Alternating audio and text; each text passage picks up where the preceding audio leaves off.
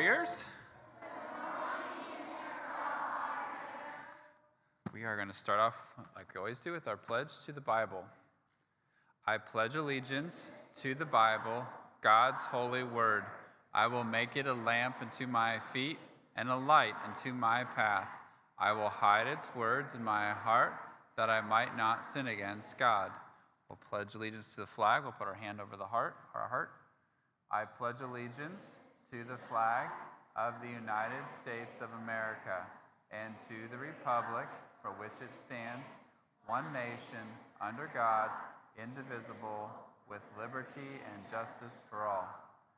We're working through our school rules this week, and I kind of went through them really fast yesterday, so I want to slow down and make sure that we're all clear on what the chant is for the rules. So the first one is that we worked on yesterday is I say obey, and you're going to say right away, all the way, with a happy heart. So let's try that. Obey, right away, all the way, with a happy. The second rule is I'll say fear God, and you're going to say and keep his commands. Fear God. And keep his commands. The next one I'll say is honor others, and you're going to say above yourself. Let's try it. Honor others. Above yourself. The fourth one is I'll say do your work, and you'll say as unto the Lord. Do your work. As unto the Lord. And our last rule is I'll say do everything, and you'll say without complaining and grumbling. Yeah, I have it wrong on here. Complaining and grumbling. So let's try it. Do everything.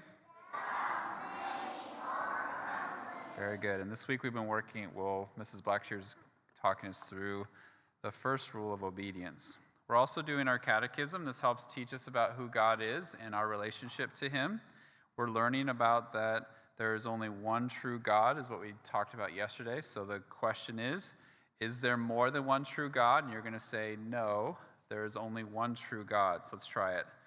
Is there more than one true God? No, there's only one true God. And then the next question is, in how many persons does this one God exist?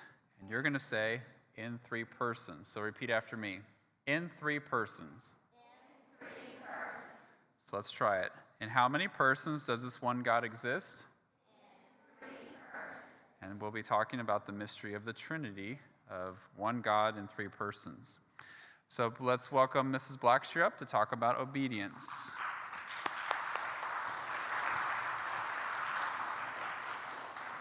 Thank you. Good morning. Before we get started, I have another thank you and another request for applause. We have a birthday today, and that is Miss Domashup. So happy birthday, Miss Domashup. Okay. Thank you. So I told you yesterday we were going to be talking about the whys of obedience. And yesterday we talked about why we need rules, because we're all sinners. We're all like those little calves when they get out to the pasture. The first thing they do is try to find a way out. And I hope we didn't have anybody acting like little calves yesterday, trying to find a way to skirt out of the rules. But another reason why we obey is that we have a creator who is in complete authority. So I want to know, what does authority mean? So think before you raise your hand, because I want a really good definition. What does authority mean? Yes,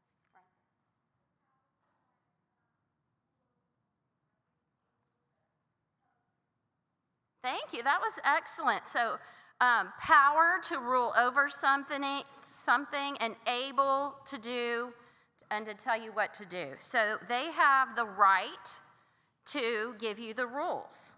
So our Creator has complete authority over everything. In fact, our Creator God, the very first words he spoke were commands to do something. So if we look to Genesis 1, verse 3, chapter 1, verse 3, then God said, "Let there be light," and there was what? Light. And you notice the light did not say, hold on, hit the snooze, I need 5 more minutes of sleep, and then maybe I'll get up. Okay? He said, let there be light, and there was? Yes, light. And then if we go down to verse 9, God said, let the waters under the heavens be parted together into place, and let the dry land appear, and it was so. Okay, so the dry land did not say, hold on, I'm not finished with my coloring page. Give me a couple more minutes so I am done. No, it was so. So that's why we obey right away. So God has complete authority over all of his creation. The heavens, the earth, the angels, the animals, and most of all his masterpiece, the people. So that authority is then handed down. And Jesus told his disciples, all authority in heaven and earth has been given to me. And then Christ gives authority also to different people. And he gives authority to pastors, and he gives authority to parents. And parents have entrusted you to the teachers in our school. So no matter where you are, you have somebody who is in authority over you, and that God has given them the right to be that authority. So in Ephesians it says, children, obey your parents in the Lord, for this is right. So the reason why this happens is that one day you are going to be next up to be that person in authority. And it's not easy to be in authority either. So practice now obeying. So when it is your turn to be in authority, you will be able to lead people to Christ. Thank you.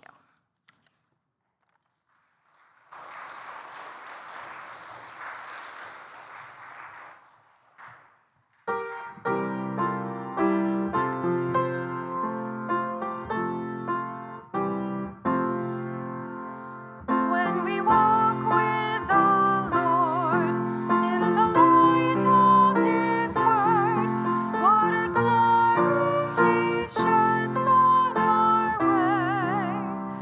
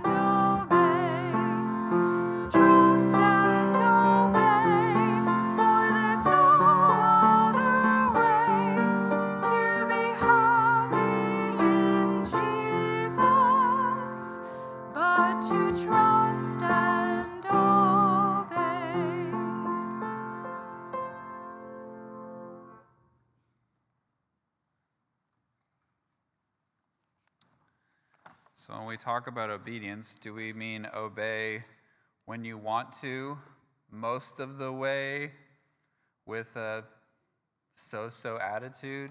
Like, no, we do it right away, all the way, with a happy heart.